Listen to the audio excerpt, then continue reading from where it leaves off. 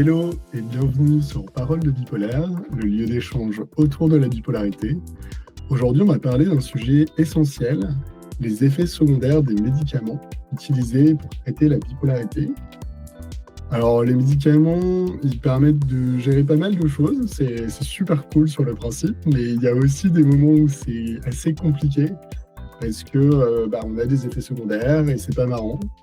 Et donc l'idée, c'est un peu de comprendre comment ça se passe. Et pour nous éclairer sur ce sujet, on a la chance d'avoir Nicolas Benard, qui est psychiatre, et qui va pouvoir un petit peu nous éclairer. Est-ce que tu peux te présenter, Nicolas? Bonjour, je m'appelle Nicolas Bénard. Effectivement, je suis médecin psychiatre. Je suis formé en pédopsychiatrie, ce qui veut dire que j'ai aussi une compétence chez les enfants.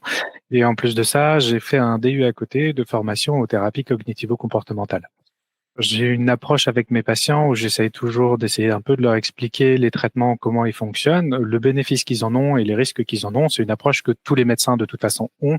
Moi, j'essaye de faire en sorte qu'effectivement, ils puissent mieux comprendre les risques qu'ils prennent, mieux les appréhender pour justement se les approprier et faire un peu attention des fois quand on est dans des zones qui sont plus gênantes que d'autres. Et c'est toujours, enfin, moi je parle du côté personnes concernées par la bipolarité. En fait, les médicaments, c'est toujours un truc un peu tabou, un peu dur. Enfin, notamment déjà d'accepter de prendre des médicaments. Mais je me rappelle la première fois que j'ai été diagnostiqué officiellement. Ouais. Et qu'on m'a dit, voilà, c'était au bout de, je me rappelle, 10 minutes de consulte. La C'est psychiatre m'a dit, rapide. bon, bah voilà, il va falloir que tu prennes tel médicament. Ouais. J'étais rentré chez moi, je m'étais dit, mais Est-ce attends, que... je dois prendre un médicament, mais je sais même pas le pourquoi, du comment, Ouais. etc. Comment ça marche, à quoi ça sert? Ouais. Et, Alors c'est vrai que souvent, en tant que médecin, on a cette contrainte. C'est encore plus vrai pour les médecins généralistes, la contrainte de temps. Et ce qui se passe, c'est que aussi parfois chez certains médecins, on a cette appréhension de parler des effets secondaires parce que c'est un gros problème. Les effets secondaires, il y en a beaucoup qui sont notés. Souvent, on a des vieux traitements et les vieux traitements, ce qu'ils ont, c'est qu'ils ont des effets secondaires qui sont notés dedans, qui datent d'il y a longtemps. Et il y a des trucs, on n'est même pas sûr que l'effet secondaire existe réellement. Bon, il y a des recherches qui sont en cours sur certains effets secondaires pour être sûr qu'ils soient bien là. Dans tous les cas, une fois qu'ils sont notés, ils restent sur la fiche de traitement. On ne pourra pas les enlever, ils sont là. Mais le but, c'est d'apprécier un peu le risque de façon plus claire. Par exemple, je fais vraiment un exemple très très basique, mais dans les antidépresseurs, on a l'apparition d'idées suicidaires. C'est beaucoup plus compliqué que ça, le mécanisme, et très probablement, quand il y a des personnes qui sont déprimées à qui on donne des traitements, les idées suicidaires pourraient revenir de façon tout à fait normale, puisque c'est une évolution aussi de la maladie. Et dans les premiers temps, l'antidépresseur, il n'est pas efficace, parce qu'un antidépresseur, ça met 2 à 4 semaines avant d'être efficace. Donc c'est un peu délicat parfois de faire la part dans ces éléments-là qui seraient de l'évolution naturelle d'une maladie dans laquelle on mettrait le traitement en place et les effets secondaires du traitement. Donc c'est vrai que c'est des choses que souvent on a un peu de mal aussi à aborder et aussi parce que la contrainte de temps à expliquer de façon très claire comment les effets secondaires apparaissent, éventuellement ceux sur lesquels il faut s'inquiéter et comment on peut peut-être pallier à ces effets secondaires-là ou trouver d'autres façons de faire. C'est parfois très chronophage et c'est parfois très compliqué de s'aventurer un peu sur cette voie-là. ouais, c'est dur et j'ai l'impression que c'est difficile d'avoir les bonnes infos, comme tu le disais, parce que c'est toujours. Et j'ai aussi ce sentiment-là, mais je ne sais pas si tu penses la même chose, c'est qu'il y a aussi un peu le côté où les labos veulent se couvrir, et du coup, ils mettent tous les trucs possibles et imaginables. Et du Ok. coup, t'es en mode, mais t'es flippé, quoi. T'as l'impression que t'es en Ouais. train de prendre de l'acide sulfurique, quoi. Alors, effectivement, alors c'est pas qu'une question de couverture, en vrai. C'est vraiment une question aussi de se rendre compte un peu de ce qui peut arriver. Et là, pour le coup, il y a un côté aussi rassurant parfois. Parce que quand on a un effet secondaire qu'on ressent, savoir que c'est lié à un traitement, c'est vachement plus agréable que de se dire, je sais pas d'où ça vient, j'ai un truc bizarre qui survient. Qu'est-ce que c'est que ça? Par exemple, on a des traitements qu'on utilise qui peuvent provoquer des palpitations. Et ne pas savoir pourquoi son cœur accélère, c'est hyper anxiogène. Il vaut mieux avoir une raison, même si la raison elle est pas agréable, parce que on sait que ça risque d'arriver avec certains traitements, donc on se dit bon, est-ce qu'il faut vraiment que je le prenne si ça peut me faire ça? Mais au moins, si jamais ça arrive, le savoir, c'est quand même un côté rassurant de se dire ça peut être lié au traitement. Et même parfois, il y a des patients avec qui on va se faire une explication rapide des signes qui vont être liés à une crise cardiaque pour qu'ils puissent se rassurer et se dire bah non, c'est pas une crise cardiaque, c'est juste une palpitation tranquillement. Alors évidemment, on va faire attention aux patients à qui on va faire ce genre de préconisation parce que le but, c'est pas d'angoisser plus le patient qu'autre chose, mais il y a quand même des effets secondaires sur lesquels on peut pas passer à côté. Très clairement, c'est important de les connaître parce qu'il y a des risques qui sont associés et continuer à prendre le traitement dans certains cas, c'est plus délétère que de l'arrêter en prévenant bien sûr son médecin qu'on a cet effet secondaire-là. Je vais prendre directement un exemple. Pour les troubles bipolaires, il y a une classe de médicaments qui est utilisée, qui est un peu particulière, qui sont les neuroleptiques. Les neuroleptiques, c'est une très grande classe de médicaments. Ils sont assez vieux. Ils ont un mécanisme d'action qui est direct au niveau du cerveau. Et il y en a certains qui ont un mécanisme d'action qui est plus intéressant, qui joue aussi au niveau de la régulation de l'humeur. Seulement, toutes les classes de neuroleptiques ont un effet secondaire qui est relativement grave quand il arrive. C'est ce qu'on appelle le syndrome malin des neuroleptiques. Le nom déjà engage l'idée que c'est pas quelque chose qui est très agréable à ressentir. C'est une réalité. Globalement, pour dire les choses de façon les plus simples possible, c'est comme si on avait une espèce de grippe qui venait. On a des douleurs musculaires, on n'arrive pas très bien à bouger, il y a une espèce de rigidité qui s'installe, il y a de la fièvre, il y a de la difficulté à communiquer, on n'a plus les idées qui sont très claires. Et ça, c'est lié directement au fait que le traitement s'attache de façon inappropriée au niveau musculaire et il y a une dégradation qui survient et ça peut entraîner de l'insuffisance rénale à terme. Donc, ce qu'on se dit, c'est qu'il est absolument important d'arrêter de prendre le traitement à ce moment-là et ça se résout tout seul dans les premiers temps. Si jamais l'effet est assez important pour en arriver à ce symptôme-là de grippe très prononcé, on peut même aller aux urgences parce qu'il y a des traitements qui permettent un peu de limiter l'effet de ce syndrome malin des neuroleptiques et de permettre de retrouver plus vite un état normal. Et en plus, l'avantage de passer aux urgences, c'est qu'on peut faire une prise de sang. Et dans cette prise de sang, on va retrouver des éléments qui vont nous permettre d'attester que c'est bien un syndrome malin des neuroleptiques. Mais du coup, on se dit que c'est quand même assez grave si on parle d'insuffisance rénale, de difficulté à communiquer, de douleurs musculaires, c'est quelque chose qui n'est pas anodin. Et à mon sens, il est nécessaire que les patients aient conscience qu'il y a ce risque-là. Par contre, ce qu'on se dit, c'est que c'est un effet secondaire qui est extrêmement rare. Il arrive très, très rarement, cet effet secondaire. En plus, il a un mécanisme d'action qu'on ne comprend pas exactement, dans le sens où il y a des gens qui vont prendre des traitements neuroleptiques pendant des années, ils vont pas l'avoir, et d'un coup, ça va survenir. Sans forcément qu'on ait modifié la dose, sans forcément qu'on ait touché à quoi que ce soit à côté. Donc, il y a probablement quelque chose qui fait que, à ce moment-là, ça change, mais on n'est pas capable de savoir quoi. L'autre chose qui se passe, c'est qu'on arrête le neuroleptique, c'est vrai, on se laisse un peu de temps pour que ça redescende, et pour autant, des patients chez qui on va remettre exactement le même traitement, il n'y aura pas cet effet-là qui revient.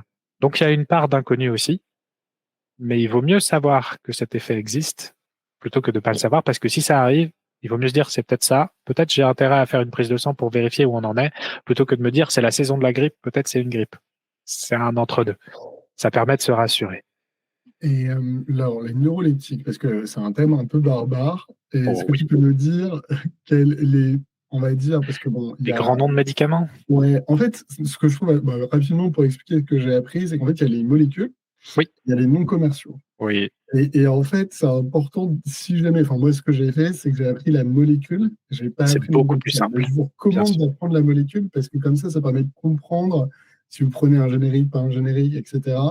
Et même pour l'exprimer, votre médecin comprendra toujours quand c'est la molécule. Et du coup, est-ce que tu peux déjà nous aider à comprendre justement pour les neuroleptiques, quelles sont les Oui. molécules et quels sont les médicaments? Alors, je vais les faire pour ceux qui sont thymorégulateurs. Pour le reste, ça a peu d'intérêt, ça évitera une bonne partie des neuroleptiques à côté. J'y vais directement sur les thymorégulateurs. Le premier qu'on utilise en règle générale, c'est l'Abilify. Son autre nom, c'est l'aripiprazole.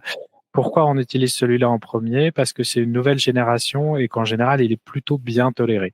Alors, ça dépend des personnes. Quand on parle de tolérance, ça veut dire que les effets secondaires sont pas forcément extrêmement marqués. Cela dit, ça dépend des personnes à chaque fois. Un autre qu'on utilise beaucoup, c'est le Zyprexa, l'olanzapine de son nom de molécule. L'olanzapine, c'est un traitement qui peut être très efficace. Cela dit, celui-là, il a des effets secondaires qui sont beaucoup plus marqués, ce qui fait qu'on a moins tendance à l'utiliser, d'autant plus qu'on en discutera plus tard, mais il y a des effets secondaires qui reviennent là actuellement dans les recherches qu'on fait, dont on n'avait pas forcément autant de notions par le passé. À côté de ça, on a le risperdal, la risperidone. La risperidone, tout pareil, c'est un traitement neuroleptique. Il est plus proche en termes d'effets secondaires de l'Abilify. Il est bien mieux toléré que l'olanzapine en règle générale. Et enfin, on a le Xeroquel, la kétiapine. Et la kétiapine qui est bien souvent utilisée dans les troubles, presque parfois en première intention. C'est un débat de toute façon qui existe entre les spécialistes de savoir si en première intention on devrait utiliser plutôt le lithium ou plutôt la kétiapine. C'est pas si facile que ça de faire le lien et parfois selon l'état des patients, la façon dont on peut les aider à stabiliser certains troubles aussi en utilisant la quétiapine, puisqu'elle a aussi un effet sur le sommeil, ce qui peut être intéressant. C'est parfois plus utile pour le patient d'avoir juste de la quétiapine qui gère à la fois le sommeil et les émotions que de passer par du lithium avec un traitement qui permette de stabiliser le sommeil durant l'entre-deux. Donc là, on a fait les grandes classes de neuroleptiques qui sont utilisées pour la thymorégulation.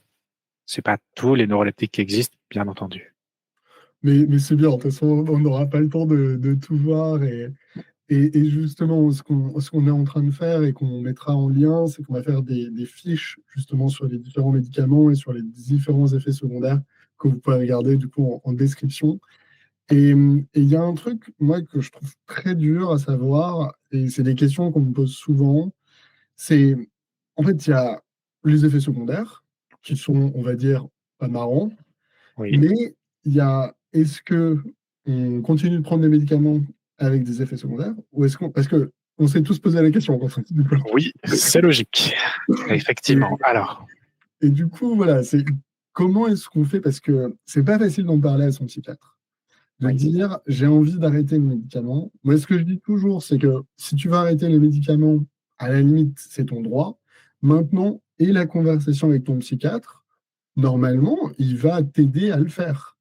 Maintenant, il donnera son avis, mais c'est toujours ça. C'est comment est-ce que toi, tu peux. Parce que Alors, je sais qu'avec toi, Nicolas, on peut le faire. Avec des psychiatres, des fois, les gens ont un peu plus de mal.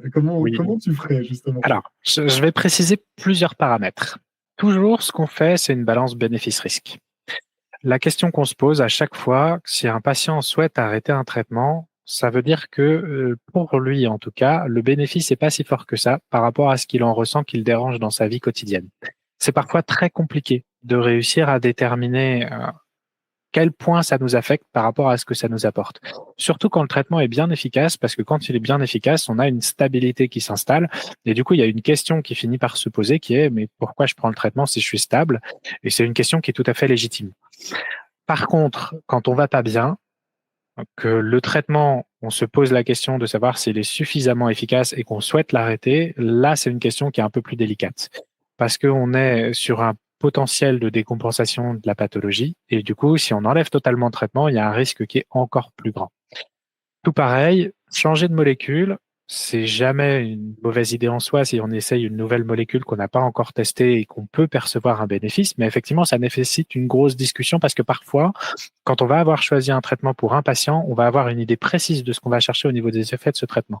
Je l'ai déjà évoqué avec la quétiapine, mais comme elle a un effet sur le sommeil et sur l'humeur, si elle est efficace sur les deux, il faut voir un peu les effets secondaires qu'on en a pour voir si ça vaut pas le coup quand même de la garder plutôt que de mettre deux traitements différents. Et c'est une question qu'il faut toujours avoir avec les patients, de pouvoir discuter de ces difficultés-là. Le plus fréquent, en général, dans les traitements thymorégulateurs, c'est la sécheresse de la bouche qu'on retrouve, qui peut être un peu gênante. Mais souvent, on trouve un peu des palliatifs, des choses à faire un peu à côté pour essayer de faire en sorte que ce soit moins désagréable, tant qu'on n'en arrive pas à des extrêmes. Quand on en arrive à des extrêmes, par exemple, quand la bouche est extrêmement sèche, il peut y avoir des infections qui se développent. Et là, ça devient beaucoup plus gênant parce que ça remet en cause un peu la santé bucco-dentaire. Et du coup, là, se pose peut-être la question de trouver un traitement qui ait moins ces effets-là. En se disant moins parce que malheureusement, il y en a peu qui n'ont pas cet effet-là. Donc, c'est un entre-deux entre le coût qui est lié aux effets secondaires du traitement et le bénéfice qu'on en a. Cela dit, changer de traitement, parfois, ça prend beaucoup de temps. Parce qu'il y a des traitements thymorégulateurs qui vont mettre beaucoup de temps à être efficaces et il y en a certains sur lesquels on ne peut pas monter la dose rapidement parce que ce serait beaucoup trop risqué. Il faut un temps pour que le corps s'habitue à certains effets de ces traitements-là. Et si on va trop vite, les effets peuvent être extrêmement graves au niveau secondaire. Du coup, on ne peut pas se le permettre. Donc, ça va dépendre aussi de la période dans laquelle vous êtes. Si jamais autour de vous, il n'y a rien qui est stable, il y a beaucoup de choses qui sont très difficiles à gérer, c'est peut-être pas le meilleur moment pour changer l'antidépresseur. Il vaut peut-être mieux attendre un peu de stabiliser les choses pour y penser. Mais c'est une discussion à avoir tout le temps. L'autre chose qu'on se dit, c'est que pour les thymorégulateurs, c'est pas forcément un gros problème, hein. L'arrêt en soi, il n'y a pas d'effet direct qui soit lié à un arrêt. Il n'y a pas de risque augmenté si vous arrêtez brutalement en théorie un thymorégulateur. Par contre, ce qu'on se dit, c'est que pour votre médecin psychiatre, il est très important qu'il ait la notion de savoir ce que vous prenez en termes de traitement, parce que ça lui permet de mieux évaluer la situation. Je prends un exemple un peu bête. Mais si vous avez diminué votre traitement dans votre coin et que vous l'avez pas dit à votre médecin psychiatre et qu'il perçoit que vous allez moins bien, ce qu'il va se dire, c'est que son traitement, il n'est pas assez efficace à la dose à laquelle il a mise et va vous proposer une dose encore plus forte. Alors que probablement, si vous l'avez diminué, c'est qu'il y avait des choses qui vous embêtaient avec ce traitement-là. Et lui, il va faire son évaluation un peu comme il peut et il va se dire, il y a quelque chose qui va pas, j'augmente la dose et pourtant il va pas mieux. Et on va se retrouver parfois avec quelqu'un qui va vous rajouter un traitement encore à côté pour essayer d'aider à stabiliser parce qu'il comprendra pas pourquoi il y a une déstabilisation là, alors qu'il y a peut-être pas forcément tous les facteurs autour qui expliqueraient cette déstabilisation. Moi, mon but en règle générale, c'est de limiter au maximum les traitements qui sont présents, puisque plus j'ai des traitements présents, plus j'ai une potentialité d'interaction entre ces traitements et une augmentation des effets secondaires qui sont parfois gênants. Il y en a un en particulier dont on parle peu, mais c'est une erreur qu'on en parle peu, et je pense que mes collègues sont en train d'en parler de plus en plus de cet effet-là, c'est les troubles de la libido. Particulièrement avec certains traitements, ils sont relativement marqués et ça peut aller jusqu'à l'impuissance totale. Et en fait, c'est particulier parce que quand on rencontre un médecin psychiatre, c'est parfois compliqué de se dire qu'on peut lui parler aussi de ces troubles-là et des difficultés que ça engendre. Or, parfois, dans un couple, ça peut être très compliqué de ne pas avoir de libido, surtout sur un traitement où on se dit, je vais le prendre toute ma vie. Et toute ma vie sans libido, ça peut être extrêmement gênant. Du coup, c'est hyper important de réussir à faire le pas, de lui dire d'une façon ou d'une autre qu'il y a des effets secondaires qui sont présents, d'essayer parfois de l'orienter un peu vers ce qui vous dérange le plus, même si c'est difficile à aborder. Parfois, ce qui est le plus simple, c'est de se faire une liste. Et si jamais votre médecin psychiatre en est d'accord, vous pouvez lui donner la liste pour qu'il la lise, ou au moins vous appuyer dessus, parce que ça vous permettra un peu aussi de structurer la façon d'amener la question. Parce que c'est pas si facile de dire à quelqu'un qu'en ce moment, on n'a plus de relation sexuelle avec notre partenaire et que ça nous dérange vraiment beaucoup. Ouais, non, mais c'est hyper intéressant. Moi, je fais ça en fait à chaque fois que je vais chez mon psychiatre. Je me pose quelques minutes, ça ne prend pas une plombe non plus, mais juste de me dire, OK, de quel sujet j'ai envie de parler et d'avoir un sujet un peu principal. Parce que je sais que sinon, je pars un peu trop dans toutes les directions et que c'est dommage parce qu'on avance moins sur quelque chose. Et je pense d'autant plus, ouais, sur les médicaments, il faut vraiment se préparer. Et on en revient à ce que tu disais, Nicolas, c'est la relation que vous avez avec votre psychiatre. Et c'est pas simple. Moi, je dis toujours de trouver la perle rare, mais quand vous trouvez quelqu'un avec qui vous avez la possibilité de tout dire, c'est génial. Et il faut vraiment se dire que, bon, parfois, c'est comme ça. Il y a eu des moments où ça se passait pas bien avec un médecin, etc. Mais ça ne veut pas dire que le psychiatre d'après, il sera pas super bon. Et surtout, les psychiatres, de plus en plus, moi, je vois qu'il y a plutôt une belle évolution parce que justement, vous parlez beaucoup plus de libido et vous êtes beaucoup plus ouvert au dialogue. Je trouve que il y a quand même un changement de génération et je pense qu'il ne faut pas le nier. Et tu vois, je trouve ça trop bien qu'on puisse prendre le temps justement d'échanger et d'expliquer ça parce que voilà, toutes les questions qu'on se pose, des fois, c'est aussi bien d'écouter quelque chose comme un podcast ou parce que ça donne des idées. Mais alors, si je reviens un petit peu à ce qu'on s'est dit, donc il y a beaucoup d'effets secondaires qui sont possibles, notamment selon les classes de médicaments. Maintenant, il faut en parler à son psychiatre, donc ça c'est important. Mais est-ce qu'on peut aussi faire des choses de notre côté pour éviter ces effets secondaires? Alors, la question là, elle est beaucoup plus délicate. Je vais essayer d'être précis. Je suis formé au TCC, du coup, forcément, je vais répondre partiellement oui. Pour une raison simple, c'est que les troubles ne sont pas contrôlables que par les traitements dans certains cas. Il y a certains cas qui, effectivement, en stabilisant ce qu'on appelle, nous, les facteurs de risque, c'est ce qui va faire que la maladie sera plus ou moins présente, on peut permettre une certaine stabilité et éviter d'avoir besoin de plus de traitements. Ce qu'on se dit du coup, c'est que si on stabilise les choses et qu'on peut se permettre de descendre le traitement jusqu'à la dose minimale efficace, on aura forcément moins la présence de ces effets secondaires.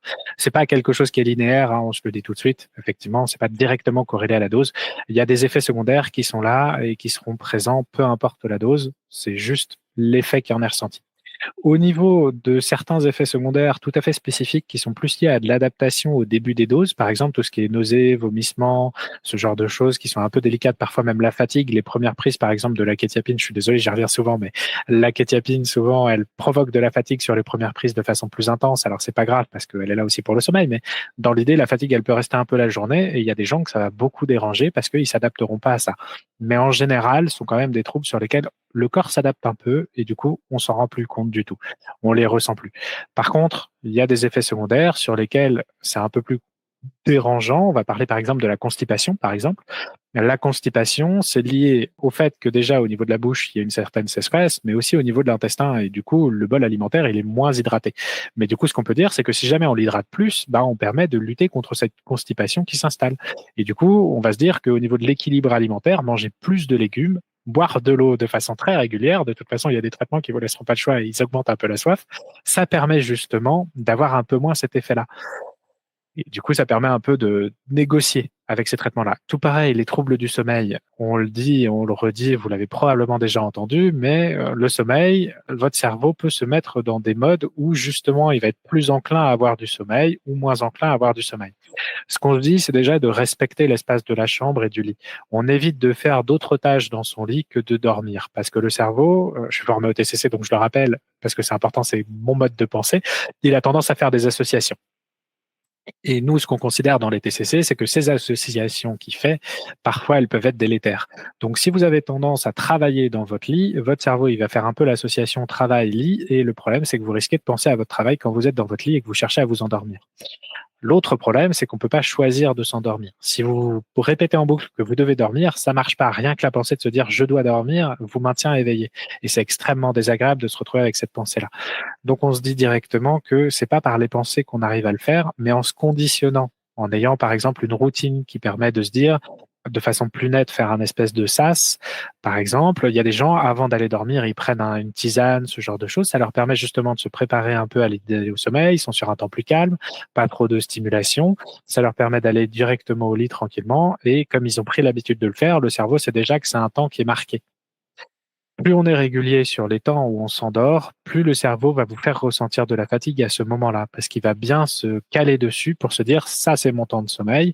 Et on sait qu'il y a des hormones qui sont présentes au niveau du corps qui gèrent justement cette partie-là de rythme de jour, de rythme de nuit avec le sommeil. Il y en a une en particulier que vous connaissez peut-être déjà, ça s'appelle la mélatonine. Elle est très présente dans le commerce, c'est vrai, et c'est une hormone qui permet justement au cerveau de se dire là c'est le moment où je m'endors et on arrive sur un cycle de nuit. Alors, si on se pose la question, la mélatonine à libération prolongée est plus efficace que celle à libération immédiate, dans le sens où elle maintient mieux le sommeil. S'il y a des réveils dans la nuit, il vaut mieux aller chercher une libération prolongée. Il se trouve que là, dans le commerce, on les trouve de façon assez simple. Ce sont des choses qui peuvent aider, très clairement. Après, je précise quand même quelque chose, parce que dans les choses qui peuvent aider, parfois, il y a des patients qui vont se tourner vers des médicaments à base de plantes. Je précise toujours, parlez-en aussi à votre pharmacien de ces médicaments à base de plantes, parce qu'il y en a certaines qui vont être très gênantes, parce qu'elles ont des effets secondaires qui peuvent rentrer en interaction avec vos traitements. Par exemple, le millepertuis, il a une action au niveau du foie qui va bloquer certaines enzymes hépatiques, et ça fait que du coup, il y a des médicaments qui vont avoir tendance à s'accumuler dans le corps et à donner des effets secondaires qui sont assez forts. On y fait très attention à cette plante-là, c'est pas la seule, mais c'en est une sur laquelle on fait particulièrement attention en termes d'interaction. Je sais pas si ça répond à toutes tes questions, mais c'est une partie C'est de ce c'est qu'on peut déjà très faire. bien. Et en fait, ce qui est hyper intéressant dans ce que tu dis, c'est que en fait, notre corps, il a plein d'interactions. Mmh, Et on en revient vraiment à des choses qui sont très simples. C'est que en fait, tout ce qu'on ingère va avoir une interaction avec notre qualité de vie, notre mmh, stabilité, etc. c'est vrai. Et l'air de rien, enfin, pour donner une expérience hyper concrète, moi je me rappelle d'une dépression que j'avais ça fait longtemps, mais je sais plus, c'était une dizaine d'années. Et en fait, je mangeais que des pâtes parce que j'étais en dépression, donc j'avais la flemme de faire à manger. Donc j'achetais pas de légumes et j'avais des énormes paquets de pâtes et je me faisais des pâtes à la sauce tomate et au gruyère. Et du coup, ma dépression, bah, j'avais pas, j'avais pas de fruits, j'avais pas de légumes. Mmh, Donc, c'était une catastrophe. Et il y a vraiment ça, c'est de se dire que les médicaments, c'est essentiel, mais si jamais on peut améliorer les choses avec l'hygiène de vie, avec l'alimentation, ce que tu disais, Nicolas, bah, l'air de rien, potentiellement, ça peut permettre de réduire les doses. Et mmh, ça, c'est hyper utile. Donc, vraiment bien le garder à l'esprit. Et si vous changez votre régime alimentaire, si vous prenez des choses qui sont des compléments alimentaires, qui sont des plantes, il faut vraiment en parler à votre médecin. Et surtout, moi, je redis ça, mais si vous devez prendre un autre médicament en dehors de ceux que vous prenez en psychiatrie, donc avec votre psychiatre, parce que vous êtes, j'en sais rien, vous avez un problème de sang ou je ne sais quoi, et ben parlez-en aussi à votre médecin généraliste. Il faut toujours dire les médicaments que vous prenez, parce que sinon, il va y avoir des interactions qui peuvent être catastrophiques. Et du coup, je te relance sur un autre sujet qui est les interactions avec l'alcool et les drogues. C'est le moment où Ah, il faut en parler parce que c'est comme ça, oui. ça existe. J'interromps l'échange quelques secondes pour te demander de nous mettre une petite note sur Apple Podcast ou la plateforme de ton choix. Tu connais la chanson, cela nous aide beaucoup à sensibiliser sur la bipolarité et briser les tabous. Allez, c'est reparti. Alors, c'est une question qui est très compliquée. Je vais être clair dans le sens où, étant médecin, forcément, je suis amené à rencontrer des patients qui prennent des drogues à côté, des traitements qu'on peut donner. L'interaction, elle est toujours très compliquée à savoir parce que il faudrait partir du principe que les drogues qui sont données sont toujours les mêmes, qu'elles sont pas coupées avec d'autres éléments. Et ça, c'est un problème qu'on a à l'heure actuelle, c'est que l'industrie qui produit ces drogues-là a tendance à chercher un bénéfice maximal. Donc souvent, ils vont rajouter des éléments à côté pour que les effets soient proches, mais qu'ils aient pas besoin de synthétiser beaucoup de la molécule. Ça leur coûte moins cher. Et du coup, quand ils la vendent, ça leur rapporte beaucoup plus. On a eu un problème avec ça, notamment au niveau des dérivés de fentanyl. Le fentanyl, c'est un médicament qui est lié à des anesthésiants. Et en fait, ils ont fait des recherches du point de vue des labos qui produisent des drogues pour faire des fentanyls de plus en plus puissants, pour avoir besoin d'en mettre juste un tout petit peu. Et comme ça, on avait les mêmes effets de certains apaisements ou des effets un petit peu moins psychostimulants au niveau de la cocaïne. Et du coup, ça permettait un peu de couper ces drogues-là. Donc, le problème qu'on a, dans un premier temps, c'est de savoir quelle est la drogue qui est prise et qu'est-ce qu'il y a dedans. Alors, parfois, je sais que j'ai des collègues médecins psychiatres qui proposent aux patients de faire des analyses des drogues qu'ils ont pour vérifier ce qu'il y a un peu dedans et se dire si jamais le fournisseur qui leur donne est plus ou moins correct. Alors, c'est toujours un peu délicat comme sujet, on est d'accord. Moi, je pars du principe que si mes patients ils prennent des drogues, c'est qu'il y a une raison, qu'ils cherchent des choses dedans et que peut-être il faut mieux aller chercher la cause de ce qu'ils cherchent pour aller améliorer cette partie-là. Dans tous les cas, l'interaction, elle existe, c'est vrai. Il y a des drogues qui ont tendance à fatiguer les neurones et voire à provoquer des destructions à long terme. C'est un gros problème qu'on a. Que ce soit les amphétamines, que ce soit l'ecstasy, sont des drogues qui ont vraiment des conséquences de long terme qui sont assez graves au niveau du cerveau. Et parfois, il y en a une dont les patients n'ont pas conscience quand ils prennent des drogues parce qu'ils se disent que c'est sur cet instant-là que ça le fait, mais notamment au niveau des dépressions résistantes. Parce qu'il y a des groupes de neurones qui vont finir par être de plus en plus fatigués, ne pas fonctionner comme ils devraient fonctionner. Et nous, on essaye de s'appuyer sur ces groupes de neurones parfois pour traiter la dépression. Et en fait, ils ne vont plus réagir directement à le mécanisme des antidépresseurs. Du coup, on se retrouve dans une situation où il y a une dépression qui serait présente et on ne peut plus utiliser les antidépresseurs classiques. On est obligé de passer par des méthodes annexes pour s'en sortir. Et en général, ce sont des thérapies qui, du coup, ont plus d'effets secondaires et plus de risques. Un exemple comme ça, c'est l'électroconvulsivothérapie, que peut-être vous connaissez sous le nom de sismothérapie. C'est quand on va mettre des électrodes de chaque côté de la tête pour provoquer des décharges électriques au niveau cérébral et forcer les neurones à libérer des neurotransmetteurs. Le but de cette démarche, c'est de relancer un peu les structures qui sont pas vraiment en veille, mais qui sont moins stimulables pour permettre de relancer des éléments de normalisation au niveau du fonctionnement biologique du cerveau et de permettre d'avoir un retour à un état habituel, donc sans la dépression. C'est ce que sont censés faire les antidépresseurs, et quand ça marche pas, malheureusement, on est obligé d'en arriver un peu à ces extrêmes. Alors, il y a d'autres choses qui se mettent en place à l'heure actuelle avec de la RTMS, donc c'est plutôt de la stimulation magnétique qui va essayer de provoquer une décharge dans certaines zones du cerveau pour que justement il y ait cette transmission qui se fasse. Pour l'instant, c'est un peu délicat parce que c'est assez récent quand même comme méthode d'action, d'autant plus que c'est un gros débat à l'heure actuelle de savoir si ça peut être reconnu par l'agence de santé comme étant avec un bénéfice suffisant pour être repris. Pour l'instant, dans d'autres pays, c'est déjà le cas, c'est déjà reconnu. Du coup, on a des études qui sortent et qui démontrent bien que c'est quand même efficace. Ça permettrait d'éviter cette peur du choc électrique qui existe puisque c'est une stimulation magnétique. Vous subissez des stimulations magnétiques un peu tous les jours quand vous passez à côté d'appareils, ça pose pas de souci. Là, on est effectivement sur quelque chose de plus puissant et plus précis. Mais par exemple, quand on fait une IRM, il y a une énorme stimulation magnétique. Ça fait des années qu'on fait des IRM et on sait bien que la conséquence, elle n'est pas vraiment importante. Donc, ce qu'on est en train de se dire, c'est que très compliqué de savoir entre une molécule qui a une action au niveau cérébral et notre traitement, comment ça va réagir les deux ensemble dans ce moment-là. Mais de façon nette, l'alcool, les effets de l'alcool ont tendance à être très augmentés quand il y a des traitements qui sont présents, notamment les thymorégulateurs, ils ont cet effet-là. Ce qui fait que je dis toujours à mes patients que je comprends que dans la vie, on a envie de boire de l'alcool dans certaines situations, c'est tout à fait normal. Je leur interdis pas de boire de l'alcool, c'est pas comme ça que ça marche. Je leur déconseille, c'est vrai, mais surtout ce que je leur dis, c'est que si jamais ils boivent de l'alcool, ils y fassent très attention parce qu'ils vont être beaucoup plus réactifs aux effets de l'alcool. Donc la sensation d'ébriété, la sensation un peu de perte d'équilibre, de difficulté à se retenir, elle va être plus importante lorsqu'il y a les prises d'alcool. Donc ce que je leur dis, c'est d'y aller doucement sur de l'alcool, d'alterner l'alcool avec des verres dans lesquels il n'y a pas d'alcool, donc du soft à côté, parce que ça permet, de s'hydrater, donc ça lutte contre la gueule de bois qu'on peut avoir le lendemain, même si je ne conseille absolument pas de boire beaucoup d'alcool, et deux, ce que ça permet, c'est de prendre aussi son temps, tout en perdant pas cet aspect souvent qui est recherché dans la consommation d'alcool, qui est un aspect un peu social. Ça permet de continuer à boire avec les autres, même si on sait que c'est un liquide dans lequel il n'y a pas d'alcool, on continue un petit peu à en profiter. Et en plus, comme les effets de l'alcool sont souvent décuplés, ce que je conseille, c'est de ne pas dépasser les 2 verres. Dans tous les cas, il y a un autre problème qu'on retrouve, et j'en profite parce qu'on parle de l'alcool, c'est que les consommations d'alcool, la plupart des gens ont bien repéré que ça permettait de calmer un peu le fonctionnement des émotions, et souvent on le retrouve comme palliatif au fonctionnement des émotions.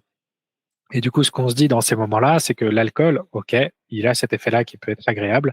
Par contre, c'est un gros perturbateur du sommeil. C'est une molécule qui a un effet un peu particulier parce qu'elle a tendance à augmenter la présence de pensées dépressiogènes, donc des pensées qui sont désagréables envers soi-même ou des pensées même parfois qui sont de tristesse. Il va augmenter cette sensation-là et ça peut créer des choses qui ressemblent à la dépression lorsque l'on boit de l'alcool. Peut-être vous connaissez des gens qui boivent de l'alcool et qui tout de suite deviennent tristes et on dit qu'ils ont de l'alcool mauvais. Alors c'est pas exactement ça, effectivement, mais c'est en lien avec les effets de l'alcool. De plus, l'alcool, c'est une molécule qui est assez normalisée, mais en vrai, ça fait partie des drogues que nous on considère comme étant extrêmement graves en termes de conséquences sur l'organisme parce qu'il détruit énormément de systèmes différents. Ça ne veut pas dire qu'on considère qu'il y a des drogues qui sont plus acceptables que d'autres. Au niveau médical, en tout cas, c'est pas le cas, je le précise tout de suite. Mais on a tendance à se dire que l'alcool, c'est pas si grave, alors qu'en fait, on a des études qui démontrent que chez certaines personnes, dès les premières prises d'alcool, on a des destructions de neurones. Du coup, c'est vraiment quelque chose qui est pas anodin en termes de drogue qui existe. Ouais, et je parle de l'alcool parce que, en fait, socialement, c'est pas toujours simple. Je vous donne un peu mes techniques à la con, mais en gros, moi, ce que je fais, c'est que déjà, je commande des demi plutôt que des pintes. Truc tout bête, mais en fait, et je bois super lentement. Et après, je me rends compte qu'en fait, je suis bourré plus vite. Enfin, je suis alcoolisé plus vite. Et donc, en fait, ça me fait faire beaucoup d'économies. Parce que l'air de rien, je prends peut-être 2 demi, mais je parle sur une soirée de 19h à 23h minuit. Et en fait, je suis alcoolisé. C'est-à-dire que j'ai des potes qui te prennent, je sais pas, beaucoup de verres. Et en fait, je suis quasiment dans le même état qu'eux. Et vraiment, moi, je le vois maintenant, je trouve ça trop bien. Je dépense beaucoup moins d'argent. Et c'est cool. Et je vous fais attention, je bois très peu, mais c'est vrai qu'il y a des moments où on a envie de prendre un demi, on a envie de prendre un verre. Il ne faut pas non plus. Après, je pense que chacun est différent. Moi, j'ai la chance de pouvoir boire un petit peu d'alcool sans qu'il y ait trop de conséquences. Et aussi, un autre truc tout bête en technique, c'est trouver des jus qui ressemblent à de l'alcool. Moi, je prends par exemple du jus d'orange, du jus d'amande, et ça a un côté un peu trouble qui fait que les gens pensent que c'est de l'alcool. Donc, socialement parlant, ça évite la conversation ah oui, mais tu bois pas, mais vas-y, prends un verre, etc. Parce que les gens pensent qu'on prend de l'alcool. Donc, vraiment, c'est des petits trucs comme ça, mais l'air de rien. Voilà, je voulais partager un petit peu. Et puis, c'est ce que tu disais, Nicolas, mais concrètement, c'est vrai que c'est important quand on prend des drogues, ce qui n'est pas facile hein, d'en parler avec son psychiatre. Son psychiatre, c'est pas la police. Il peut même nous permettre de trouver un meilleur dealer. Donc, c'est plutôt bien. Mais bref, enfin, je rigole, mais ouais, je pense que en fait, on en revient toujours à la même chose. Ce qui est hyper important, c'est de réussir à avoir cette transparence avec son psychiatre. Et de se dire qu'il n'est pas là pour nous punir, il n'est pas là pour nous dire que c'est pas bien, il est juste là pour nous aider. Et que si on a envie d'être aidé, il faut qu'il ait les infos. Parce que s'il n'a pas les infos, il va faire des erreurs. En tout cas, il va augmenter sa probabilité de faire des erreurs. Et dites-vous que, grosso modo, qu'est-ce que vous risquez à dire quelque chose à votre psychiatre par rapport au risque que vous avez que les médicaments et ce que vous prenez en même temps amène, hélas, ça peut être des situations catastrophiques, hein, on va pas se mentir, ça peut être hospitalisation et autres. Donc, c'est toujours la même chose, c'est toujours un trade-off. Et pour revenir un petit peu aux effets secondaires, j'ai l'impression que parfois, on essaie de combler un petit peu les effets secondaires par la prise de drogue. Est-ce que toi, tu vois déjà ça et qu'est-ce que tu en penses et comment est-ce que tu... Alors, est-ce que j'en vois? Oui, mais souvent, c'est pas tellement, pour moi en tout cas, dans ma pratique, les effets secondaires qui sont masqués directement par la prise de drogue. Souvent, ce que je retrouve, c'est des personnes qui ont essayé un peu de stabiliser des troubles par le passé et qui ont du mal un peu à lâcher les choses qu'ils avaient mises en place. Là, de façon concrète, si j'y réfléchis, j'aurais du mal à trouver un effet secondaire qui serait comblé par une drogue, mais c'est probablement parce que, en fait, j'ai une réflexion très médicale. Du coup, je vais plutôt voir mes traitements comme pouvant répondre à ces questions-là. Pour être clair, là où je vais en venir de façon plus concrète, je vais parler de quelque chose dont j'aime pas trop parler parce que c'est très compliqué. À l'heure actuelle, il y a plusieurs drogues qui peuvent être utilisées, comme le LSD, la psilocybine. On retrouve de façon très fréquente, parfois l'héroïne, mais c'est moins le cas à l'heure actuelle parce que ça a diminué. Il y avait ce qui s'appelait du microdosing. Les gens en prenaient un petit peu pour ressentir de la joie. Tout pareil pour la psilocybine, le LSD, ça met dans des états émotionnels un peu particuliers, des états de réflexion qui sont pas si systématiques que ça. Quand je dis systématique, c'est vraiment une réflexion qui soit bien menée avec des arguments de la raison. Ça permet parfois à certaines personnes, en tout cas c'est comme ça qu'ils le décrivent, d'avoir des déblocages par rapport à des situations. Ce que je vais dire moi avec mes arguments de médecin, c'est plutôt que effectivement ils ont pris la situation, ils ont ramené un autre point de vue et cet autre point de vue, il convenait mieux à la façon dont ils voulaient gérer cette situation et du coup ça permet de passer un blocage qu'on s'est mis parce qu'on n'arrivait pas à trouver un autre point de vue qui nous permette d'accepter cette situation. C'est des choses qu'on peut retrouver. Pourquoi j'aime pas en parler? Parce que c'est très compliqué à l'heure actuelle de savoir si ça peut avoir un réel effet sans conséquences de long terme, puisque nous, on a beaucoup d'études sur les drogues utilisées à haute dose, moins sur les drogues à basse dose. Cela dit, on se le dit tout de suite, il y a des protocoles de recherche qui sont en cours, qui cherchent à mettre en évidence s'il y a un réel effet, une réelle utilité de ces drogues-là. Donc c'est en train d'être recherché par des médecins, donc ça veut bien dire qu'on a quand même l'idée que ça puisse être utile. C'est en train d'être recherché, mais sur des protocoles qui sont très précis. C'est-à-dire qu'on contrôle parfaitement la dose, on vous met dans un environnement qui est extrêmement sécurisé, puisque quand on prend des drogues, on peut avoir des risques de décompensation de certaines maladies, et parfois elles sont pas si prévisibles que ça, ces conséquences-là. Donc on fait extrêmement attention au cadre dans lequel on fait ces choses-là. L'autre chose qu'on fait, c'est qu'on va beaucoup vous surveiller, parce que forcément ces traitements-là, ils ont un effet aussi psychotrope, puisque quand ils ont été développés, on n'a pas pensé à stabiliser les émotions, on a plutôt pensé aux effets psychédéliques. Donc vraiment, par exemple, le LSD, le cas typique, c'est de voir les sons. C'est quelque chose qui, comme ça, naturellement, on se l'imagine pas. Mais effectivement, ça provoque des troubles visuels avec des ondes qui peuvent exister et autres. Et ça, c'est plus ça qui est recherché en général dans la prise de drogue. Il se trouve qu'à côté de ça, il y a effectivement un effet au niveau des centres de régulation des émotions. Et cet effet-là pourrait être intéressant, notamment dans la dépression. Par contre, par rapport à la bipolarité, c'est là où c'est un peu plus compliqué. La bipolarité, théoriquement, on considère que c'est le centre des émotions qui dysrégule et qui envoie des ondes qui sont beaucoup trop intenses par rapport à ce qu'il devrait faire. Je fais très rapide, c'est une grosse image, mais ça permet de se le représenter. C'est pas extrêmement précis, mais ça permet de voir un peu comment ça marche. Souvent, j'utilise le terme de balle rebondissante, ça permet de bien se rendre compte un petit peu de ce que ça fait, c'est-à-dire que ça part un peu partout, après ça se stabilise, et puis ça repart un peu partout sans qu'on comprenne bien comment ça fonctionne. Donc, on est censé les stabiliser avec les traitements, mais parfois, il y a des patients qui vont quand même avoir des épisodes dépressifs qui vont être présents malgré le traitement thymorégulateur. Alors, il y a certains thymorégulateurs qui sont plus efficaces pour ces phases-là, sauf que comme on se l'est dit, changer de thymorégulateur, des fois, c'est pas possible parce que ça demanderait trop de temps et que la période est trop complexe. Donc, ce qu'on peut faire, c'est qu'on peut mettre des antidépresseurs dans ces moments-là pour permettre justement de passer cette phase un peu dépressive. Et quand on revient à un plateau de stabilité, se poser la question de peut-être en utiliser un, si c'est pas déjà le cas, qui soit plus efficace sur ces effets un peu dépressifs. Mais si on se pose la question du coup d'utiliser des drogues dans le cadre où on a mis un thymorégulateur, les drogues, comme on l'a dit, elles ont tendance à renforcer cet effet de balle rebondissante, ce qui fait que parfois on peut éclater un peu ce mode de fonctionnement du thymorégulateur où ça va partir au-dessus de ce que ça devrait. Et là, ça devient problématique. C'est une grosse question. J'aurais bien du mal à répondre à cette question, de savoir si c'est systématique sur les prises, à partir de quelle dose ça peut arriver, puisque ça va dépendre de votre façon de réagir au thymorégulateur, de votre façon de réagir à la drogue, et les deux ensemble, le cocktail que ça donne, dans quelle ambiance, dans quel moment. Souvent, ce qu'on retrouve, c'est des patients qui utilisent le cannabis pour se calmer. Sauf que le cannabis, il peut avoir un effet paradoxal qui est d'augmenter les angoisses. Et il y a des personnes qui vont nous décrire un peu sans franchement se poser la question du contexte, que parfois ils vont être hyper angoissés quand ils vont prendre du cannabis et parfois ils vont être hyper détendus.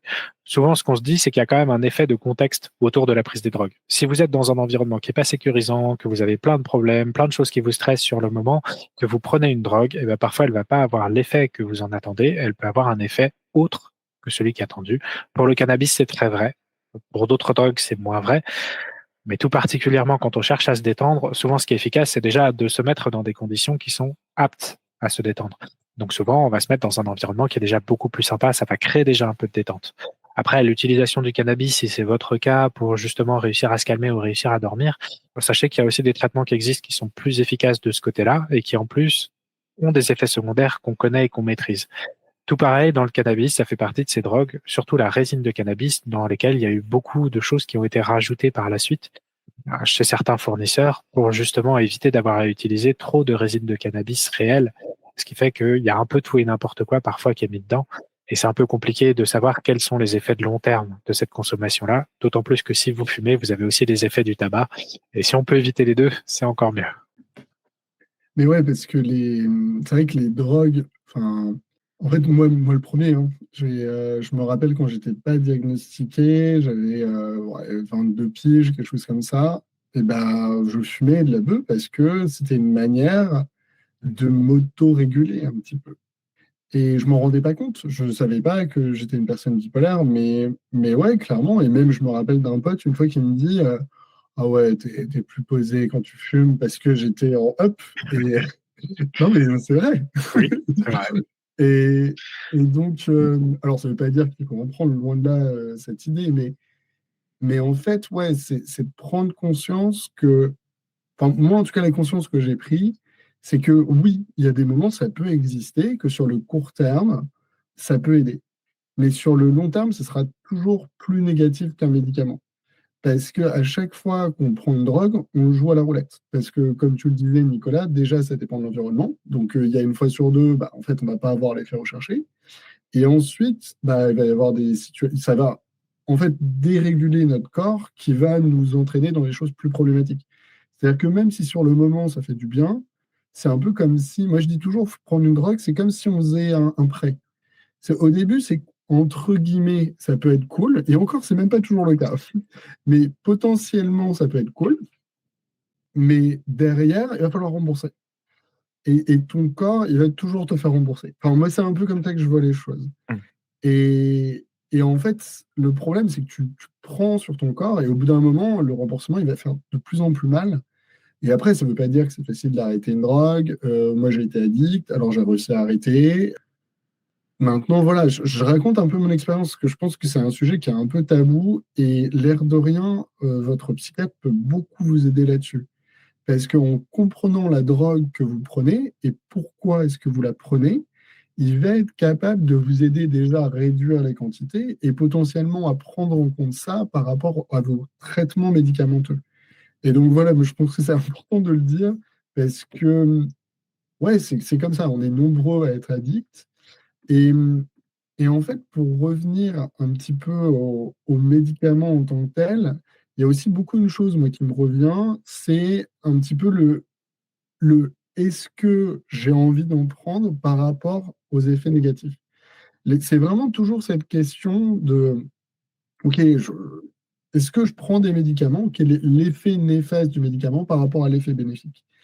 Et ça, comment est-ce que tu fais pour en parler? Parce qu'il y en a beaucoup, et moi y compris, je pense à une période où en fait, on surestime l'effet négatif du médicament parce qu'on a dans notre imaginaire un petit peu le cliché du légume et on sous-estime l'effet bénéfique. Et comme si on n'avait pas la réalité. Et comment tu fais par rapport à ça et comment tu peux nous l'expliquer? Alors, je vais préciser deux choses, du coup, je vais rebondir un peu aussi sur ce que tu as dit. Dans l'idée, ce qui m'intéresse en priorité, c'est la qualité de vie du patient. Donc, on se le dit, un patient qui vient et qui me dit je consomme des drogues, je souhaite pas les arrêter parce qu'elles m'apportent quelque chose. Ma première réaction, c'est pas de lui dire ah non, il faut arrêter tout de suite. Ça marcherait pas, très clairement. Il y a un bénéfice à la présence de ça, et du coup, on va essayer de voir ensemble ce qu'on peut faire, quitte à ce qu'il y ait le traitement et des drogues pendant un temps, quitte à ce qu'il y ait des drogues par la suite si ça lui convient. Mon but, c'est vraiment d'être dans du conseil. Tout pareil pour les effets secondaires. Souvent, ce que je vais proposer aux patients, c'est d'essayer d'avoir une vision claire de comment ça se passe pour eux. Souvent, ça passe par un peu des carnets, un peu d'auto-évaluation qu'on peut mettre en place. Alors ça, c'est parce que je fais des TCC, mais on se pose la question de façon régulière de savoir si jamais, dans la journée, les éléments positifs, les éléments négatifs, en sachant qu'il y a quand même quelque chose qui est très important, c'est que le cerveau, il a tendance à avoir un biais d'interprétation négatif. Plus ou moins présent selon ce qu'on a comme pathologie, c'est une certitude, mais il va avoir tendance à rechercher les éléments négatifs dans la journée plus que ceux qui sont positifs. Et comme il fait ça de façon très automatique, on a tendance à se faire un bilan de la journée qui est assez négativiste sur ce qui s'est passé. Et on ne se rend pas compte des aspects positifs. Tout pareil, quand il y a des changements au niveau du corps, souvent, ce qui est positif, il va avoir tendance à le mettre de côté, et ce qui est négatif, il va avoir tendance à bien le remarquer. C'est un peu comme ça que ça fonctionne. Alors, je le précise, c'est pas le cas pour la bipolarité, mais dans certaines pathologies, on peut mettre en place des traitements dits psychostimulants qui permettent justement d'améliorer certaines fonctions qui sont dégradées, notamment au niveau de la concentration, de l'organisation, réussir à stabiliser un peu ces troubles. Là, on parle vraiment du TDAH. Quand on met en place ces traitements de psychostimulants, souvent les patients, on les met en place à des petites doses chez l'adulte, ils se rendent pas vraiment compte directement des effets positifs. C'est plus souvent quand on fait des pauses qu'ils se disent ah ouais non mais c'est vrai en fait là c'est terrible, je suis désorganisé, je m'en sors plus, j'arrive plus à faire les choses. Et c'est dans ces moments-là où vraiment on arrive à faire un peu une balance qui fonctionne. Avec la bipolarité, c'est plus vicieux que ça parce que quand on arrête le traitement, il peut y avoir une période de stabilité qui perdure, ça décompense pas tout de suite. Pour le TDAH, c'est direct dès qu'on arrête le traitement. Comme pour la bipolarité, c'est pas la même chose, c'est plus compliqué parce que c'est encore plus lent comme modification. Et là, pour le coup, le cerveau, il a un mécanisme d'action qui est d'essayer de lisser les changements qu'il a. Je vais préciser, ça va devenir clair. Quand on est en colère, on a tendance à avoir des mots qui dépassent notre pensée. Et dès que la colère passe, on se rend compte qu'on a dit des choses qui dépassent notre pensée. Sauf que théoriquement, on pense toujours avec le même cerveau, donc les mécanismes de pensée devraient être les mêmes, ils devraient être constants. En tout cas, quand on se pose la question à nous-mêmes, on perçoit cette incohérence à partir du moment où on se pose la question et pas avant de se la poser. Il y a un mécanisme qui existe qui est une tendance à lisser justement ces petits changements, ces petites variations qu'il a, qui existent dans son fonctionnement. Ce lissage, ça fait qu'au jour le jour, quand il y a des choses qui s'améliorent ou qui se dégradent de façon très très lente, il y fait pas forcément attention. Alors que quand il y a quelque chose qui intervient de façon plus brutale, là, il le remarque bien. La sécheresse de la bouche, par exemple, c'est quelque chose qu'on remarque très vite parce que c'est un changement brutal par rapport à ce dont on a l'habitude. L'installation des symptômes dépressifs, c'est plus délicat parce que souvent c'est progressif et on tire un peu sur la corde, comme on dit, de plus en plus, jusqu'au moment où c'est trop marqué et où là on se dit c'est pas possible, qu'est-ce qui se passe? Et quand on se dit c'est pas possible, qu'est-ce qui se passe? On fait le lien entre aujourd'hui et comment j'étais il y a beaucoup plus longtemps. Et là on remarque bien les différences. Donc tout pareil, ce qu'on se dit, en général, quand je rencontre des patients bipolaires et qu'on essaye de faire ce travail-là, c'est de se dire, posez un petit peu comment vous êtes aujourd'hui, et plus tard, vous y revenez, et vous remarquez s'il y a une différence ou pas. Vous verrez que selon l'état émotionnel dans lequel on n'écrit pas les mêmes choses, on les écrit pas de la même façon, et on note pas les mêmes choses. Donc, comme je suis formé au TCC, moi, ce qui m'intéresse, c'est souvent quand vous faites un bilan de la journée, ok, il y a des aspects négatifs, on les nie pas, absolument pas. Mais il y a deux côtés à la pièce, il y a aussi des aspects positifs de ce que vous avez fait. Et souvent, quand on a connu des phases assez basses dans la bipolarité, on sait qu'il y a des moments où on n'est même plus capable de sortir de son lit, de se préparer, et parfois juste réussir à sortir de son lit, prendre une douche, s'habiller, c'est déjà des étapes qui sont extrêmement dures. Et on n'a pas tendance à se féliciter à ces étapes-là. On a plutôt tendance à se reprocher l'inverse, qui est de se dire, OK, j'ai fait ça, mais je suis pas sorti de chez moi. Et c'est une vision très négative qui en fait aide pas du tout à s'en sortir puisque ça nous maintient dans un mode de pensée qui est assez négatif. Donc souvent, je passe par l'écrit avec mes patients et on se dit quelque chose de simple, c'est que l'écrit, c'est pas facile. Il y a deux choses qui font que c'est pas facile. La première, c'est que déjà écrire, c'est assez contraignant.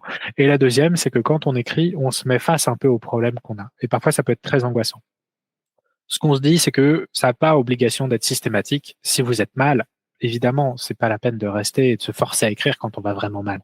Mais ce qu'on se dit, c'est qu'on y reviendra plus tard, éventuellement le lendemain, si jamais, et qu'on se met dans des conditions dans lesquelles on peut se permettre d'écrire. L'avantage de passer par l'écrit, plus que d'autres façons de faire, c'est que quand on pense à la façon dont on écrit, on va sélectionner des mots. En essayant de sélectionner ces mots, ça va structurer un peu notre pensée face à ce problème-là. Ça va nous permettre déjà de commencer une étape d'avancée parce qu'on va récupérer un peu de contrôle sur la situation en l'analysant déjà par l'écrit. Alors, il y a plein d'autres méthodes qui existent. Si jamais, discutez-en avec votre médecin psychiatre parce que probablement il connaît des trucs. Et si jamais ça suffit pas, il y a souvent des psychologues aussi qui ont des très bonnes astuces. Pour les psychologues, c'est pareil que pour les psychiatres. Il faut se sentir à l'aise. C'est hyper important. Ça nécessite forcément de faire le pas un petit peu, d'essayer de s'ouvrir, de voir comment réagit la personne en face, parce que c'est du relationnel là pour le coup. Et si la personne réagit vraiment mal, bah, parfois ça vaut le coup d'essayer quelqu'un d'autre.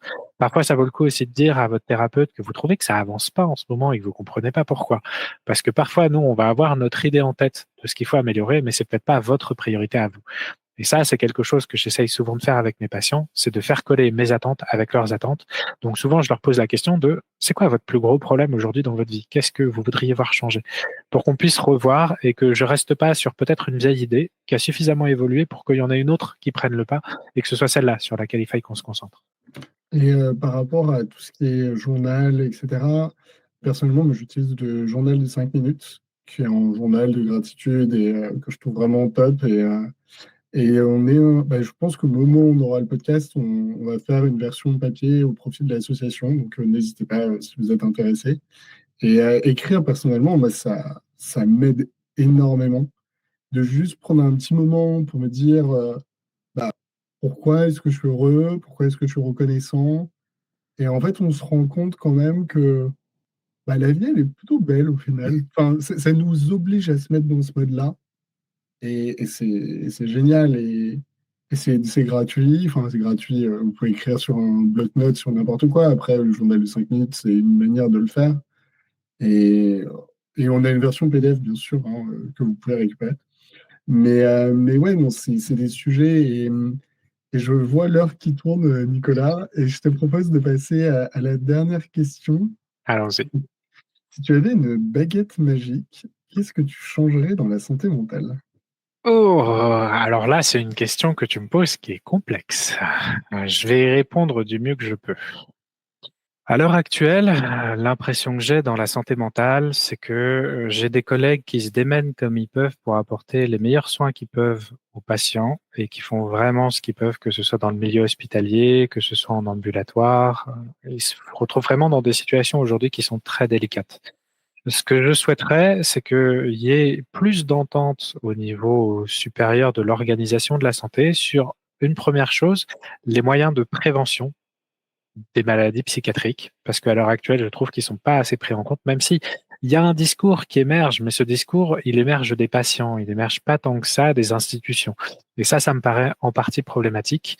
Et au-delà de ça, si je peux me permettre d'avoir un vœu un peu plus vaste, ce serait aussi de permettre un petit peu un recrutement plus efficace et des moyens de prendre en charge les patients qui soient équivalents à ce qui pouvait exister il y a quelques années, puisque aujourd'hui, le problème qu'on a dans la santé, il n'est pas lié qu'à la psychiatrie, hein. Très clairement, c'est global. On a un problème à la fois de manque de médecins, mais à la fois d'un manque de moyens déployés et de systèmes qu'on puisse mettre en place pour aider les patients. Si tu veux, en fait, à une époque, je discutais avec des vieux collègues qui étaient infirmiers. Alors, à l'époque, ça s'appelait pas infirmier. C'est pas comme ça que ça fonctionnait. Ils étaient spécialisés en psychiatrie. Et eux, ce qu'ils faisaient, c'est que parfois, ils pouvaient se permettre de prendre la voiture, de prendre des patients dans la journée et de partir en bord de mer pour ramener les patients au bord de mer. On va se dire chic, des vacances gratuites. C'est pas totalement ça l'idée, c'est que vraiment le cadre, il est hyper important.